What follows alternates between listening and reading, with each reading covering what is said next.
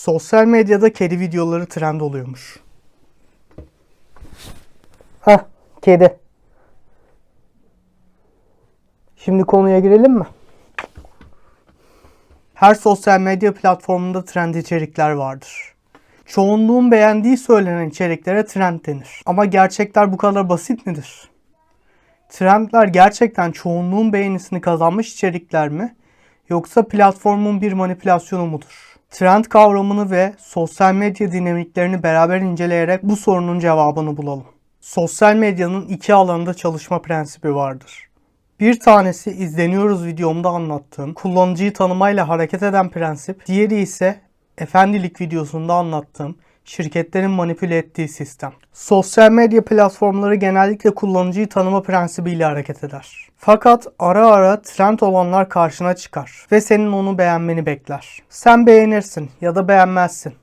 Ama sonra bir daha karşına çıkar. Ve bir daha. Ve bir daha. Pek çok sosyal medya soytarısı içerikleri, dansları trend diye taklit eder. Ve videoları aynı olup sadece kişiler değişir. Bilirsin işte.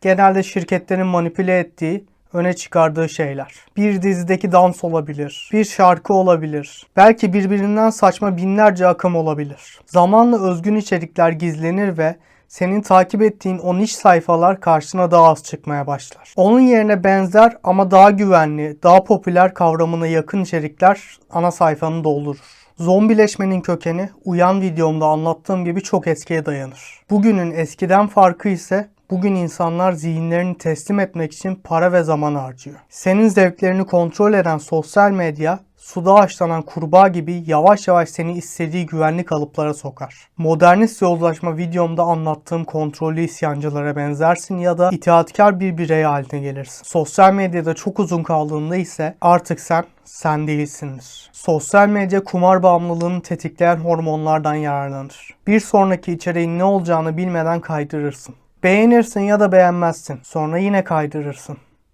Her parmak hareketinde bir dopamin arayışı ve bir tekrar deneme vardır. Bir sonraki içeriğin ise seni tatmin edeceğine dair bir umut beslersin. Ama asla tatmin olmazsın. Sonra bir bakmışsın, aradan saatler geçmiş. Tıpkı kumarda kaybettiğin paranın kazandığından daha az olmasını önemsemiyor olmak gibi o birkaç saniyelik videolarla tatmin olmaya çalışırken hem zamanını hem düşünce yetini kaybedersin. Sosyal medyadaki pek çok içeriğin yorumlarına bakarsan zaten ne demek istediğimi anlarsın. O yorum yazanların büyük bir çoğunluğunun yorumları kendi fikri değil popülizmdir.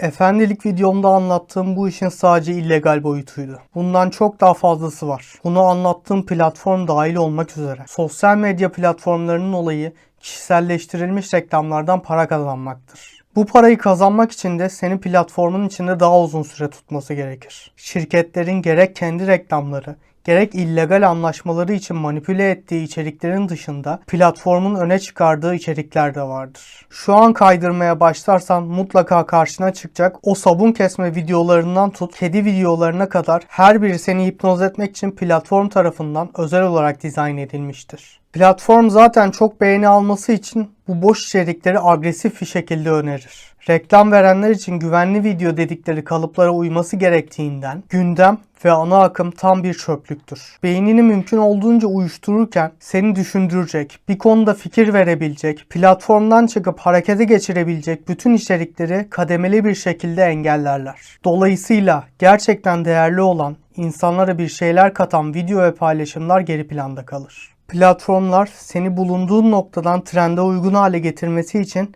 seni tanımlaması ve bir manipülasyon sürecinden geçirmesi gerekir. Proton'un desteğiyle sana platformların, otoritelerin, şirketlerin takibini nasıl minimuma indirebileceğini anlatmaya devam ediyorum. Seni yasal ama etik olmayan yollarla takip etmelerinin yanı sıra yasa dışı takibinde olduğunu öğrenmiş bulunmaktayım. Bunu burada anlatırsam kanalın geleceğini baltalamış olurum. Ama hukuki olarak sosyal medya şirketlerinin halka açık suç dosyalarını araştırabilirsin. Laf aramızda bu bilgiyi nakde de dönüştürmek serbest tabii ki. Koca medya platformları ve üçüncü taraf şirketler benim hakkımda her şeyi bilse ne olur diye düşünen büyük bir çoğunluk var. Bu bilgiler sadece şirketler arasında olan ticari bilgiler olsa aslında bir noktaya kadar kabul edilebilir. Fakat bunlar hacklenebilir bilgiler. Senin her hareketin, kimlik bilgilerinden bugüne kadar bulunduğun her konuma, özel fotoğraflarından yürüyüş ritmine kadar her özel bilgin bir anda kötü niyetli insanların eline geçer. Bu yüzden gizlilik araçlarını mutlaka kullanmalı ve platformlara verebileceğin bilgileri minimumda tutmalısın. Bu aynı zamanda sana özel içerikleri engelleyen bir durum olur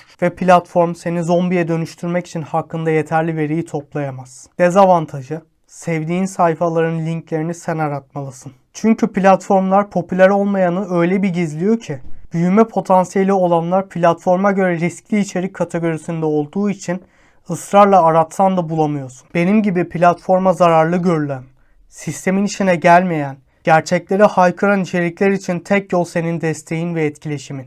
Bak, bugüne kadar sana beğen, yorum yap, paylaş, abone ol ve benzeri bir şey söylemedim. Çünkü açıkçası onlar gibi olmak istemedim. Senden tek ricam, beni, videolarımı bu konularla ilgilenebilecek arkadaşlarınla ve aile üyelerinle paylaş.